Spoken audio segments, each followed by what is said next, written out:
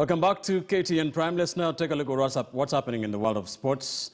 The National Olympic Committee of Kenya, NOC, has distributed food to vulnerable sportsmen and women to cushion them from the effects of the coronavirus pandemic. Under the program, the affected are expected to receive the donations in the coming days. But I'm really happy because we started this initiative, as you know, 2 months ago. And I'm really pleased that all the federations have taken it up, that we have continued to provide the support that our needy athletes, sportsmen and women need. And I'm really encouraged that we'll continue doing this, that it won't stop until the COVID pandemic is over. Right now, the COVID-19 pandemic, it's affecting almost everyone. There's no status anymore. There's no higher, lower. We're all equal. And I feel because we have more, we want to make it equal. We want to give to those who don't have so that we can all feel happy and make it